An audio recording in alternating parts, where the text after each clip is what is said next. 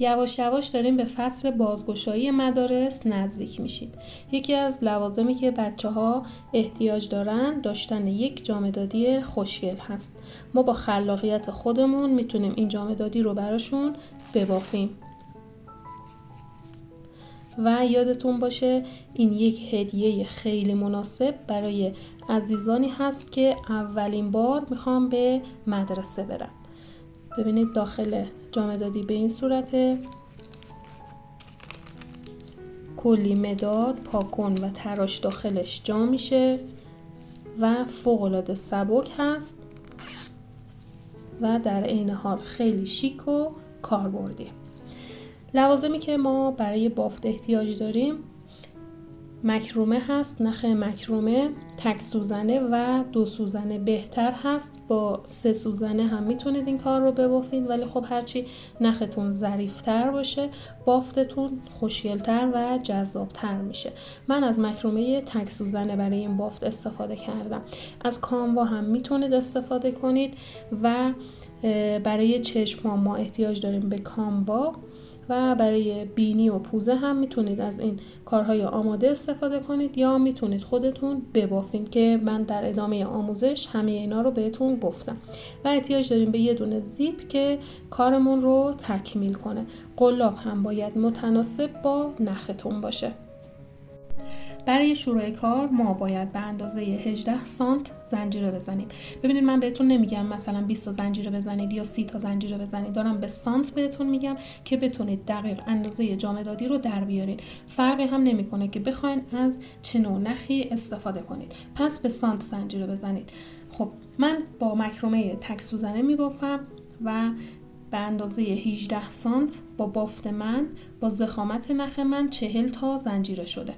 خب ما هر تعداد زنجیره‌ای که زدیم رو به اضافه یک زنجیره اضافه تر می‌کنیم و شروع می‌کنیم روی زنجیره هامون رو یک رج بافت پای کوتاه می‌بافیم. روی هر زنجیره یه دونه تا برسیم به سر رجمون تا این قسمت. پس روی هر زنجیره رو یه دونه بافت پای کوتاه می‌بافیم. خب من رسیدم به آخرین پایه. ما روی آخرین پایه رو باید 3 تا پایه کنار هم ببافیم. یه دونه رو بافتیم، 2 تای دیگه دقیق کنار همین میبافیم که مجموع پایه هامون بشه 3 تا پایه داخل یک پایه. حالا از این طرف شروع میکنیم روی پایه ها رو دوباره یه دونه بافت میزنیم به طرف دیگه بافت که رسیدیم اونجا رو هم باید 3 تا پایه کنار هم ببافیم به این صورت. خب روی مابقی پایه ها یه دونه میبافیم. به این قسمت که رسیدیم اینجا دوباره افزایش داریم. خب من رسیدم به آخرین پایه. روی این پایه رو هم 3 تا پایه کنار هم میبافم. 1 2 3. حالا شروع میکنم روی پایه کوتاهای رج قبلم دوباره بافت پایه کوتاه میزنم، چون بافت این جامه‌دادی کلاً پایه کوتاه هست، تا برسم به سر رجم و این قسمت که 3 تا پایه کنار هم داشته بودیم. از اینجا ما باید کار رو دوباره افزایش بدیم. خب الان رسیدیم به اون 3 تا پایه. اینجا باید افزایش بدیم، یعنی روی هر پایه رو 2 تا بافت بزنیم و تعداد پایه های ما از این قسمت میرسه به 6 پایه. فقط هم از 2 سر بافت ما کار رو افزایش میدیم. بقیه قسمت های بافت پایه های ما ثابت هست. این 5 و این هم 6می. دوباره از این طرف روی همه پایه هامون رو یه دونه بافت پایه کوتاه میبافیم تا برسیم به این قسمت از بافت که اینجا رو هم باید مثل این قسمت افزایش بدیم. خب الان رسیدیم به اون 3 تا پایه. روی پایه اول 2 تا جفت میبافیم، یه دونه جفت میبافیم یعنی 2 تا کنار هم. روی پایه بعدی هم یه دونه جفت، این هم آخری. این میشه قسمتی از کفی جامه‌دادی و یه قسمت کوچیکی از بافت بدنش. خب حالا ما بدون اینکه بخوایم پایه رو افزایش بدیم به صورت دوربافی روی تمام پایه ها رو یه دونه بافت پایه کوتاه میبافیم. ببینید اینجا شروع رج هست، از اینجا کار رو شروع میکنیم. اولین پایه رو میبافیم، دومی رو هم میبافیم. یک مارکر یا نشانگر روی اولین پایه قرار بدین که سر رجتون رو گم نکنین. حالا شروع کنین روی مابقی پایه ها همه رو یکی یه دونه میبافین. حتی به این قسمت ها هم رسیدین دیگه لازم نیست که پایه ها رو جفت ببافین. روی هر پایه رو یه دونه میبافین کامل.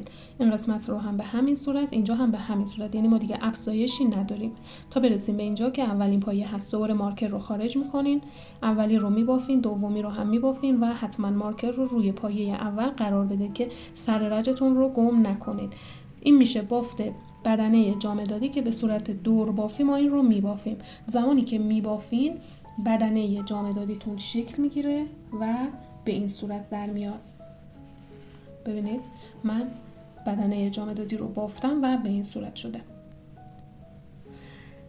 حالا دیگه اندازش کاملا اختیاریه، ولی خب خیلی بلند هم نباشه، یعنی طوری باشه که ما تو نگاه اول طرح جامدادی رو ببینیم. اگر خیلی بلند ببافین دیگه اون زیبایی رو نداره. الان بلندای بافت من نگاه کنید 10 سانت شده. به اندازه 10 سانت ما این رو میبافیم. حالا نهایتش اینه که شما 1 سانت بیشتر بخواین ببافین. بعد که بافتین نختون رو قیچی میکنین و میریم برای مونتاژ جامدادیمون که شامل بافت چشم ها، 2 تا گوش و پوزه جامدادی هست که چون جامدادی طرح خرس هست باید یک پوزه براش ببافیم و همه اینا رو روی جامدادیمون مونتاژش کنیم. خب برای بافتن گوش ها یک طرف رو من بافتم، طرف دیگر رو آموزش میدم و نحوه وصل کردن رو هم بهتون میگم. ببینید ما از نخه که جامدادی رو بافتیم از همون استفاده میکنیم. یه حلقه ماجیک رینگ میزنیم و داخل حلقمون رو با 6 تا پایه کوتاه پر میکنیم.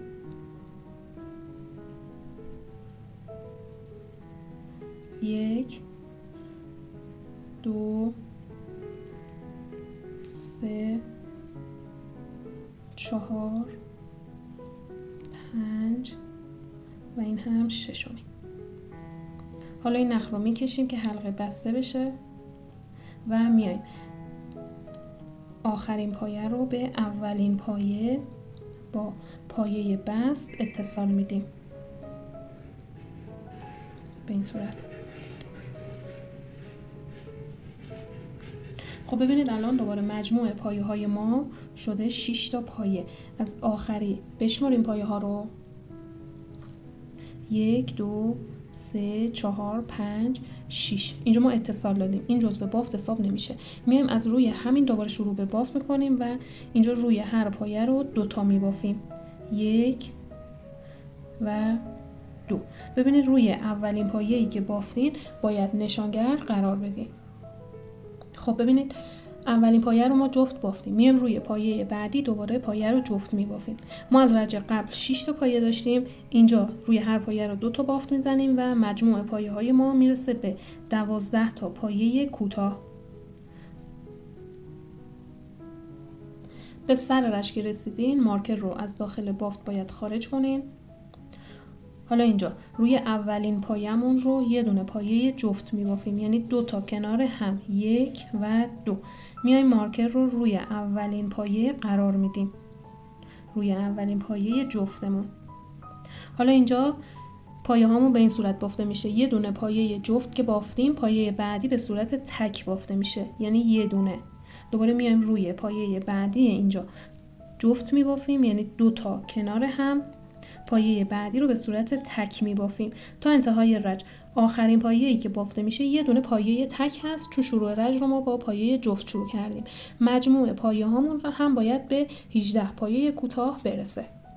خب این رج کامل شد. نشانگر رو خارج میکنیم، میایم روی اولین پایه رو دوباره جفت میبافیم. 1 2. حتما نشانگر رو روی اولین پایه که بافتین قرار بدین که سر رجتون رو گم نکنید. حالا اینجا به پایه های تک ما یه دونه اضافه میشه. ما رج قبل یه دونه جفت میبافتیم، یه دونه تک. اینجا یه دونه جفت میبافیم، 2 تا تک. 1 2. دوباره یه دونه جفت، یعنی 2 تا پایه در یک پایه کنار هم، 2 تا تک، یعنی روی هر پایه یه دونه. مجموع پایه های ما میرسه به 24 پایه. آخرین پایه‌ای هم که بافته میشه پایه تک هست. خب مارکر رو از داخل بافت خارج میکنیم. حالا دیگه ما افزایش نداریم. خب یعنی همین 24 تا پایه رو که داریم تا 3 رج میبافیم که این قسمت از گوش شکل بگیره. یعنی چی؟ ببینید این اولین پایه ما هست، میبافیم. دومی رو هم میبافیم. نشانگر رو روی اولین پایه حتما قرار میدیم. ما 24 تا پایه توی این رج داریم. این 24 تا پایه رو میبافیم، دیگه افزایش نمیدیم. روی هر پایه رو یه دونه میبافیم. به سر رج که رسیدین نشانگر رو خارج کنین. اولین پایه و دومین پایه رو ببافین. دوباره نشانگر رو روی اولین پایه قرار بدین که سر رج گم نشه و دوباره شروع کنین روی پایه ها رو یکی یه دونه ببافین. این میشه تا 2 مرحله، تا 2 رج. یک رج دیگه همین بافت رو تکرار میکنید که قسمت گوش به این حالت در بیاد. خب ببینید من قسمت گوش رو بافتم. من این رو با تک سوزنه بافتم و تعداد رج‌هام در این اندازه شده. حالا اگر شما بخواید این رو با کاموا ببافین قطعا باید بیشتر ببافین. پس من این قسمت رو با سانت بهتون میگم که بدونید دقیق باید چقدر بشه. ببینید الان این بافتی که من زدم تا اینجا تقریبا حدود 3 سانت شده. پس شما این قسمت از گوش رو باید به اندازه 3 سانت ببافین. اگر با کاموا میخوایم ببافین گفتم دیگه باید بیشتر ببافین این قسمت ها رو. حالا میخوایم این قسمت از گوش رو به جامدادیمون وصل کنیم. ما این نخ رو بلندتر قیچی میکنیم.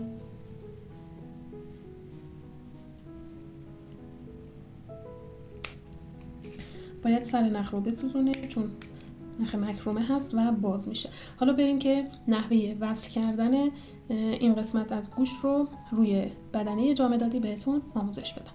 خب ما این نخ رو قیچی کردیم. حالا باید اول این قسمت رو به هم دیگه کوک بزنیم که این قسمتی که باز هست بسته بشه. بعد میایم به جامدادی وصلش میکنیم. ببینید برای اینکه این قسمت ها رو ما به هم وصل کنیم میایم یه رشته نخ از این طرف بافت و یه رشته نخ از این طرف میگیریم و به هم وصل میکنیم. دقت کنید ببینید من میام این رشته نخی که به سمت داخل هست فقط این رو میگیرم. میبینید نمیام هر دو رو بگیرم. شما اگر هر دو از این طرف و هر دو رشته نخ از این طرف رو بگیرید این کوکی که اینجا میزنید خیلی ضخیم میشه.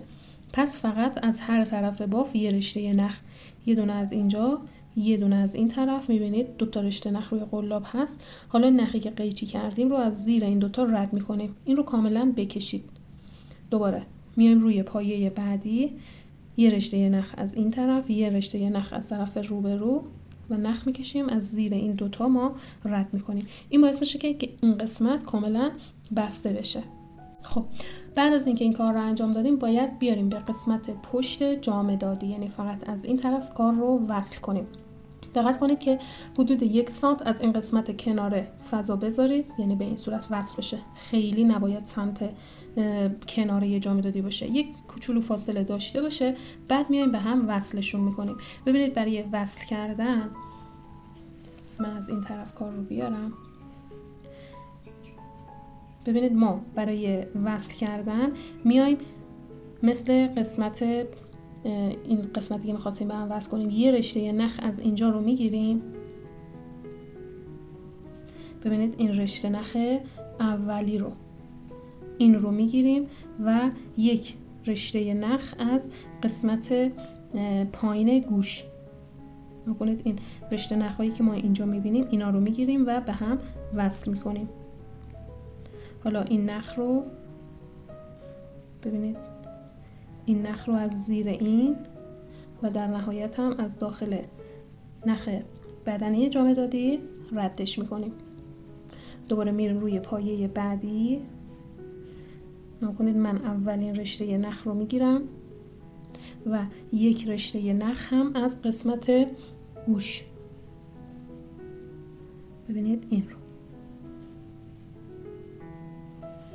حالا از زیر این دوتا ما این نخ رو عبور میدیم. دوباره یه رشته نخ از اینجا، یه رشته نخ از قسمت گوش و این نخی که قیچی کرده بودیم و روی گوش بود رو به این صورت از زیر این دوتا رد میکنیم. این باعث میشه که این قسمت گوش به قسمت پشت جامدادیمون وصل بشه. خب ببینید من گوش ها رو هم وصل کردم. حالا میریم سراغ چشم ها. من چشم ها رو بافتم چون ترکیب رنگی که برای چشم میخوایم استفاده کنیم مشکی و سفید هست. چون مشکی داخل آموزش مشخص نمیشه من از یک رنگ روشن‌تر استفاده میکنم، ولی شما حتما باید با رنگ مشکی این کار رو ببافید. ببینید من از رنگ صورتی استفاده میکنم که آموزش داخل فیلم مشخص باشه. بعد حالا گفتم دیگه شما حتما باید از رنگ مشکی استفاده کنید. ببینید برای شروع کار مثل قسمت گوش ما باید حلقه حلقه جادویی بزنیم و داخل حلقمون رو با 6 تا پایه کوتاه پر کنیم. 1 2 3. بعد از اینکه این 6 تا پایه رو داخل حلقه بافتین، نخ رو بکشید که حلقه بسته بشه. بعد میاییم به اولین پایه، قلاب رو زیر درشته نخ میبرین و با پایه بست اتصال میدین. خب حالا پایه هامون توی رج دوم 2 برابر میشه، یعنی ما میایم روی هر پایه رو 2 تا میبافیم. ببینید ما 6 تا پایه الان اینجا داریم، اولین پایه هم اینجا هست، اینجا اتصال دادیم، میایم یک پایه جلوتر که اولین پایه‌مون هست 2 تا پایه رو کنار هم میبافیم، 1 و 2. نشانگر رو روی پایه اول قرار بدیم و شروع کنین روی مابقی پایه ها رو 2 تا پایه کنار هم ببافین که مجموع پایه هاتون میرسه به 12 تا پایه کوتاه. خب این رشته که کامل شد، نشانگر رو از داخل بافت خارج میکنین، میان روی اولین پایه رو یه دونه پایه جفت میبافین. نشانگر رو روی اولین پایه حتما قرار بدین. حالا اینجا به پایه های تک ما یه دونه اضافه میشه، یعنی میشه یه دونه پایه جفت، بعدی میشه تک. تا انتهای رج به این صورت میبافین. آخرین پایه باید یه دونه پایه تک باشه. خب ما این رج رو کامل کردیم، حالا باید تعویض رنگ داشته باشیم، یعنی رج آخر رو باید با رنگ سفید ببافیم. خب اینجا نختون رو قیچی کنید،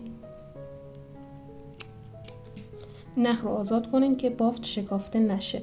نشانگر رو هم از داخل بافت خارج کنین. حالا بیاین از روی اولین پایه، یعنی همین جایی که نشانگر داشتین، قلاب رو به این صورت وارد بافت کنید و نخ جدید رو بیارین داخل بافت. به این صورت نخ رو جلوی قلاب گیر بدین و از زیر این پایه ردش کنین. اینجا یک پایه رو ببافین. حالا اینجا پایه های ما نگاه کنید میشه یه دونه پایه جفت، 2 تا پایه تک. من اولی رو بافتم، یه پایه دیگه کنار همین میبافم که پایه های جفتم توی رج اول تکمیل بشه. خب حالا میام 2 تا پایه رو به صورت تک میبافم. این نخ اضافه رو داخل بافت نگه دارین به این صورت و همزمان با بافت ببافین. این 2 یه دونه جفت، 1 2 تا پایه تک تا انتهای رج میبافیم که این قسمت اتصال رو بهتون بگم که بافتتون پلکانی نشه. ببینید تا انتهای رج که بافتین اینجا باید اتصال بدین تا بافتتون پلکانی نشه. برای این کار ببینید ما میایم داخل اولین پایه‌ای که بافته بودیم، نکنید ما اینجا پایه‌های جفت بافتیم. این پایه اول ما هست، از سمت پشت کار قلاب رو وارد این پایه میکنین. حالا این نخ رو جلوی قلاب گیر میدین و از داخل این عبورش میدین. ببینید بافت ما خیلی حالت پلکانی به خودش نمیگیره. بعد این نخ رو قیچی میکنید، از سمت پشت کار لابلای این بافت ها پنهان میکنین و اضافه های نخ رو قیچی میکنین. این میشه بافت چشم جامدادیمون. خب حالا من گفتم با مشکی بافتم، دقیق همین طرح هستش. حالا برای نگاه کنید الان این چشمی که من بافتم یه بافت به این صورت روی بافتم در آوردم، روی این قسمت چشم. برای این کار نگاه کنید شما از رنگ سفید، حالا این مشخص نمیشه، روی همین بهتون آموزش بدم که گمراه نشید. ببینید ما 1 2 3 رج بافت صورتی داریم. خب حالا قلاب رو نگاه کنید من میارم اینجا روی رج دوم، از این قسمت از سمت روی کار میارم داخل یکی از این پایه ها به این صورت و نخ سفیدم رو باید بیارم از اینجا رد کنم به سمت خودم. حالا من این نخ رو قیچی کنم. ببینید این نخ رو به این صورت جلوی قلابم گیر میدم و میکشم به سمت خودم. خب بعد که این کار رو انجام دادین دقت کنید نخ رو آزاد کنید. حالا این نخ رو باید یه کوچولو یعنی یه رج بیاریم پایین تر، از سمت زیر کار قلاب رو وارد بافت میکنید در راستای همینجا به این صورت. حالا این نخ رو میکشید به سمت زیر بافت. ببینید حالا از اینجا که شروع کردین یک خونه میایین به سمت راست، از سمت روی کار قلاب رو وارد بافت کنین. این نخ رو دوباره بکشید به این طرف و حالا از کنار همین اتصال بدین، از سمت زیر قلاب رو بیارین وارد همین پایه کنین. این نخ رو بکشید به این صورت میبینید یه حالت به این صورت روی چشم ایجاد میشه. روی هر دو طرف این کار رو انجام میدین. بعد چشم ها رو باید روی بافت بچسبونید. ببینید برای چسبوندن هم نباید خیلی فاصله چشم ها نه خیلی زیاد باشه نه خیلی نزدیک هم باشه. ببینید به این صورت از سمت گوش ناگهان اینجایی که خط راستای گوش هست یک کوچولو چشم باید به سمت جلوتر باشه. حالا این رو میتونید با چسب حرارتی روی بافتتون بچسبونید. خب این کارا رو کامل انجام میدیم تا بریم سراغ بافت بینی و پوزه جامدادی. خب ببینید من چشم ها رو هم وصل کردم، میریم سراغ پوزه. ببینید من پوزه رو بافتم، توضیح میدم که شما هم ببافین، چون مثل بافت گوش و چشم هستش. ما حلقه ماجیک رینگ میزنیم، داخل حلقه 6 تا پایه کوتاه میبافیم. رج بعد پایه ها 2 برابر میشن، میشه 12 تا. رج بعد پایه ها یکی در میون افزایش پیدا میکنن، یعنی میشه یه دونه پایه جفت یه دونه تک. رج بعد یه دونه جفت 2 تا تک. خب تا این مرحله ما افزایش داریم، دیگه افزایش نمیدیم و تا 3 رج ما کار رو بدون اینکه بخوایم افزایش بدیم میبافیم. این میشه قسمت پوزه. میبینید به این صورت میشه. بعد حالا از سمت بیرون کار ما باید یه دونه حالا طرح پوزه اگر داریم که برای کارمون استفاده کنیم، اگر نه که براش باید ببافیم. ببینید این رو من آماده دارم و روی بافتم این رو میچسبونم. به این صورت قسمت بالای کار این رو میچسبونم. زمانی که این کار رو انجام دادیم ما باید یک خطهایی روی این قسمت ها ایجاد کنیم که این کاملا فرم و شکل پوزه رو به خودش بگیره. حالا این رو من میچسبونم و ادامه آموزش رو بهتون میگم. ببینید من این قسمت رو چسبوندم. اگر احیانا همچین چیزی رو پیدا نکردین میتونید یه حلقه جادویی بزنید، 6 تا پای کوتاه داخل بافت ببافین، رج بعد بکنیدش 12 تا، یک مقدار بکشین که این جمع‌تر بشه و روی این قسمت از بینی این رو وصل کنید اگر به همچین چیزی دسترسی ندارید. خب بعد از اینکه ما این کار رو انجام دادیم نخ مشکی رو داخل سوزن میکشیم و ما این قسمت ها رو باید یک طرحی ایجاد کنیم. برای این کار نگاه کنید من از سمت پایین از اینجا سوزنم رو از داخل این خونه رد میکنم و دقیق تا زیر این قسمت از پوزه سوزنم رو میبرم.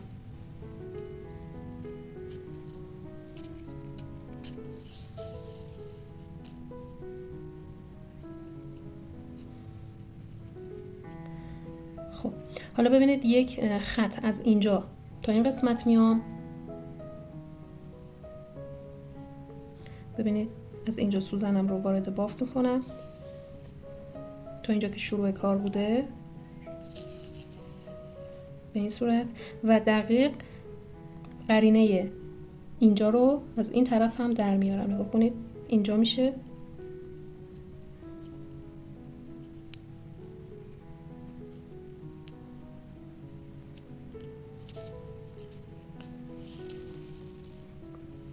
و تا این قسمت این رو میبرم. خب ببینید این به این صورت میشه. حالا ما این نخ‌ها رو قیچی میکنیم، این نخ مشکی رو قیچی میکنیم.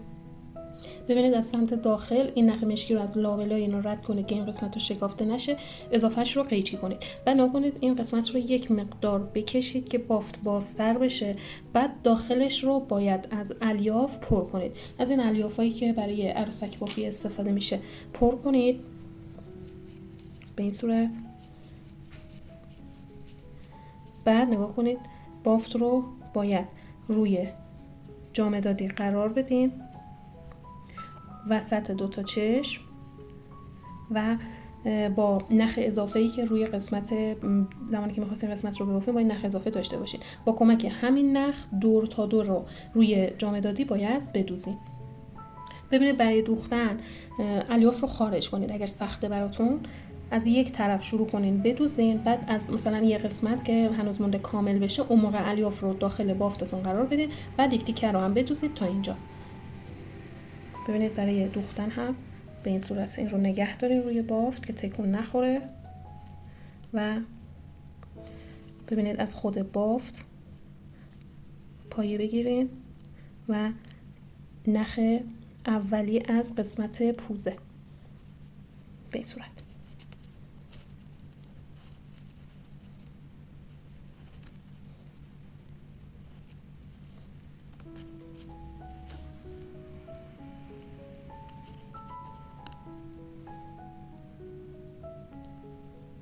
پس این قسمت رو هم به این روشی که اینجا دارم بهتون آموزش میدم به هم وصلشون کنید. ببینید من تا یه قسمتی کار رو بافتم، الان اینجا باز هست. حالا تا این مرحله که ما کار رو انجام دادیم میتونیم یک مقدار الیاف داخل بافتمون قرار بدیم. بعد این قسمت هایی که باز هست رو ببافیم، بدوزیم. خب ببینید ما قسمت پوزه و بینی رو روی بافتمون دوختیم. حالا میریم که زیپ رو روی کارمون قرار بدیم. من از این زیپ های مخفی دارم استفاده میکنم. ببینید قسمت جلوی زیپ رو باید قیچی کنین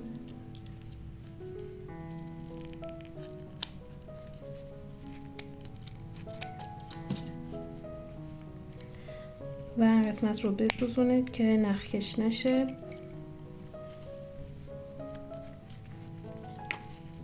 خب ما زیپ رو به این صورت باز میکنیم. ببینید وقتی که زیپ رو باز کردید به این حالت بچرخونید. این قسمت روی پشت جامدادی باید دوخته بشه. ببینید به سمت داخل جامدادی قرار میدید، یک مقدار بالاتر باشه که خب کار قشنگتر میشه. زمانی که زیپ وصل بشه به این صورت میشه و قسمت بالای کار هم مشی میشه و با چشم تقارن داره و کارمون شیکتر میشه. پس خیلی به سمت داخل نبرید، یک مقدار بالاتر قرار بدید و با کمک حالا نخ مشکی که به زیپ بخوره یا نخ نامرئی و سوزن، این قسمت ها رو تا اینجا میدوزین، تا این قسمت میدوزین کار رو. خب ببینید من یک طرف زیپ رو دوختم، طرف دیگر رو هم نکنید به این صورت برگردونید، دوباره سمت داخل بافتتون قرار بدین به این صورت و از این طرف شروع کنید این قسمت زیپ رو هم تا قسمت انتها بدوزین. خب ببینید من یک طرف زیپ رو هم دوختم. ما از اینجا زیپمون اضافه هست، این رو قیچی میکنیم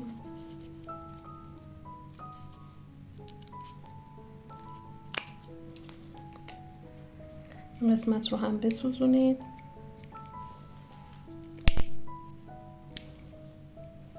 و حتما قسمت انتهایی زیپ رو بدوزید که سر زیپ از داخل زیپ خارج نشه به این صورت.